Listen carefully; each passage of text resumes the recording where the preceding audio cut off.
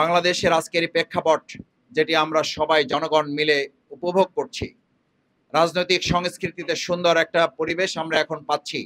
এই পরিবেশের সাথে সবচেয়ে বড় স্টেক হোল্ডার যারা শহীদ এবং তাদের শহীদের পরিবার, সেই শহীদ পরিবারের সাথে কথা না বলে আমি মনে করি অন্তর্বর্তীকালীন সরকার এবং রাজনৈতিক কোনো দলের সিদ্ধান্ত গ্রহণ করা যথার্থ হবে না। সেই শহীদ পরিবার এখানে আমরা অসংখ্যবার তাদেরকে ডেকেছি, আমরা তাদের পরিবারের কাছে গিয়েছি, তাদের সাথে কথা বলার চেষ্টা করেছি, তাদের কাছে যতবার আমরা জানতে চেয়েছি আপনারা এই সময় এখন কি চান, তাদের একটাই বক্তব্য, আগে আমাদের শহীদদের বিচার নিশ্চিত করে তারপর আমরা অন্য কোনো দিকে ধাবিত হতে চাই। কিন্তু আমরা যে একটা জিনিস লক্ষ্য করছি, আজকে যখন বিচারের কথা বলছি, যখন নির্বাচনের কথা বলছি, যখন সংস্কারের কথা বলছি, তখনও শেখ হাসিনা, ওবায়দুল কাদেরের মতো লোকেরা ভিডিও কলের মাধ্যমে বাংলাদেশের মানুষকে হুমকি দিচ্ছেন, সে বিষয়ে আমাদের রাজনীতিবিদরা এখনো মুখ খুলে কোনো কথা বলছেন না।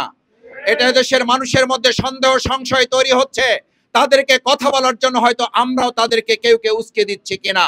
আমরা যারা নির্বাচনের জন্য কথা বলছি, বিচারের জন্য কথা বলছি না, আমরা যারা নির্বাচনের জন্য কথা বলছি, সংস্কারের জন্য কথা বলছি না, এদেশের মানুষের মধ্যে সংশয় তৈরি হয়েছে, শহীদ পরিবারগুলোর মধ্যে সন্দেহের উদ্রেক করেছে যে আমরা হয়তো কেউ কেউ তাদের সাথে যোগসাজশ করে তাদেরকে পুনর্বাসনের জন্য চক্রান্ত করে তাদের সাথে লিপ্ত হতে শুরু করেছে। সম্মানিত ভাই এবং বন্ধুগণ, বাংলাদেশের এই প্রেক্ষাপটে শহীদ পরিবারের আজকে দোয়ার সবচেয়ে বড় কাজ হবে তাদের শহীদদের এই গুলি করা যে সমস্ত সন্ত্রাসী, তাদের অধিকাংশদেরকে গ্রেপ্তার করা যায় নাই, তারা এখনো বাংলাদেশে বিভিন্ন আনাচে কানাচে অবস্থান করছেন। আমি মনে করি তাদেরকে গ্রেপ্তার করা, যাদেরকে গ্রেপ্তার করা হয়েছে এদের মধ্যে প্রায় 250 ইতিমধ্যে জামিন দেওয়া হয়েছে। আমাদের দেশের জনগণ জানতে চায় তারা কিসের ভিত্তিতে এখনো গ্রেপ্তার হতে শুরুই করলো না, তারা জামিন পেয়ে যাচ্ছেন।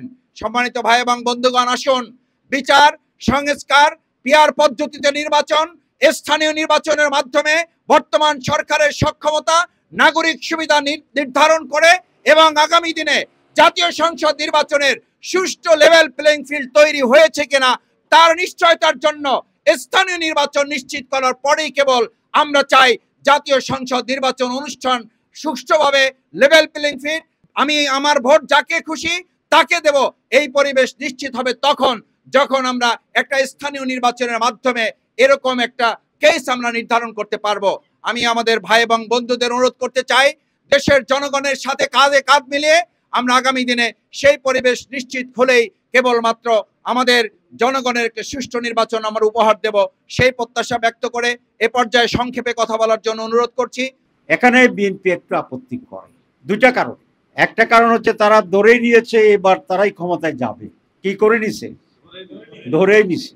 আচ্ছা, তো তাহলে ইমিডিয়েটলি তাদের জন্য যা যা সুবিধা সেগুলোকে তারা নিশ্চিত করতে চায়। আর একটা আমরা ধরে নিয়েছি যে তারা যদি ক্ষমতায় যায় তাহলে আগের মতো তারা অপকর্মগুলো করবে। ঠিক আছে না?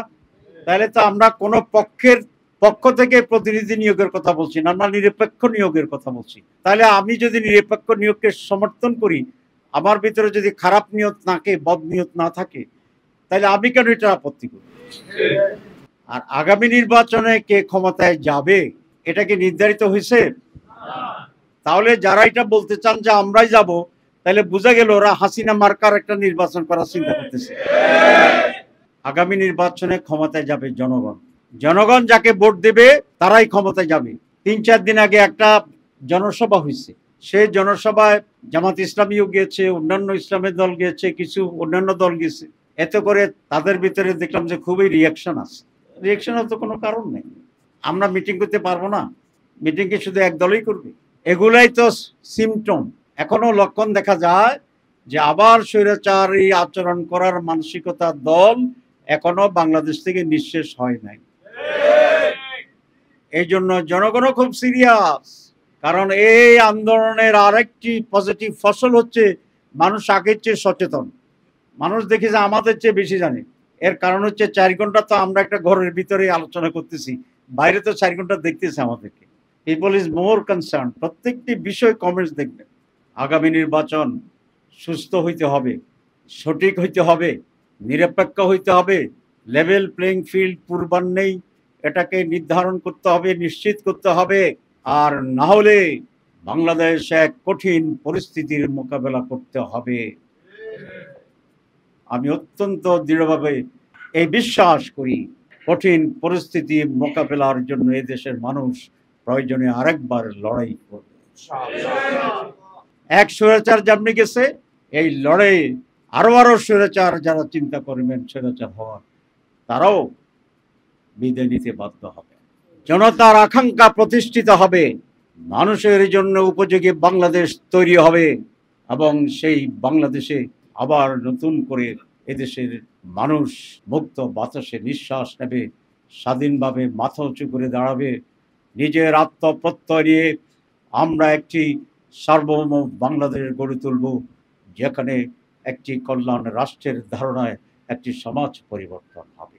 আমি সকল রাজনৈতিক দলের প্রতি একটা আহ্বান করব, দলকে ব্যক্তিকে প্রতিষ্ঠার চিন্তা করলে আমরা সকলেই ধ্বংসের দিকে এগিয়ে যাব। আসলে আমরা বাংলাদেশকে ভাবি, আমরা দেশের মানুষের যেটা কল্যাণ সেটাকে অগ্রাধিকার দিই। বাংলাদেশ যদি টিকে যায়, গণতন্ত্র টিকে যায়, স্বৈরাচারী মনোভাব পরিহার করে যদি আমরা একটি মুক্ত বাংলাদেশ করতে পারি, তাহলে সকলের জন্য এখানে কল্যাণ আসবে। আমরা সংস্কারবিহীন নির্বাচনকে আমরা গ্রহণ করব না, এদেশের মানুষ গ্রহণ করবে না, কারণ তাহলে তো সেই হাসিনার যুগে আমরা ফিরে যাচ্ছি। হাসিনার যুগে যদি যারা ফিরে যেতে চান, তাদেরকে এই সকল শহীদদেরকে আবার জীবন দিতে হবে। এই শহীদরা যে রক্ত দিয়েছে, লড়াই করেছে, এদেশের মানুষ মাটি শোষণ করেছে, যে রক্ত মাটি থেকে সে রক্ত বের করে আবার প্রতিটি মানুষের শরীরের ভিতরে সেই রক্তকে আবার ঢুকাতে হবে। আমরা একটা সাংবিধানিক বডি সংস্থার জন্য আমরা প্রস্তাব করেছি, যে এইসব সাংবিধানিক সংস্থাগুলো এবং সংবিধিবদ্ধ কতগুলো সংস্থা আছে, এই সকল কিছুর নিয়োগ একটি সাংবিধানিক কমিটির মাধ্যমে হবে। এই কমিটির কম্বিনেশন হচ্ছে স্ট্রাকচার, প্রধানমন্ত্রী, বিরোধী দলীয় নেতা বা নেত্রী, স্পিকার, ডেপুটি স্পিকার, প্রধান বিচারপতির পক্ষ থেকে সুপ্রিম কোর্টের একজন প্রতিনিধি এবং প্রেসিডেন্টের পক্ষ থেকে একজন যোগ্য প্রতিনিধি। এটা পার্মানেন্ট সাংবিধানিক বডি হবে, যে যখন যেভাবে ক্ষমতা যায় এই স্ট্রাকচার হবে। এবং এই বডির 7 জন আছে, 7 জনের ভিতরে কমপক্ষে 5 জন একমত হলেই সেটাকে অ্যাপয়েন্টমেন্ট দেওয়া যায়। তাহলে কি যোগ্যতার ভিত্তিতে হওয়ার সুযোগ আছে না? নির্দলীয় হওয়ার সুযোগ আছে। আমরা হয় একটি পরিবর্তন সাধন করব, আর নতুবা পৃথিবীকে উল্টে দিয়ে আবার ঘুরে আগের জায়গায় নিয়ে আসার জন্য সেই ব্যবস্থা গ্রহণ করতে হবে। যারা দলই করছে, যারা বিশ্বাসঘাতকতা করছে, যারা নিজেকে প্রতিষ্ঠা করার জন্য আত্মত্যাগকে আজ উপহাস করছে,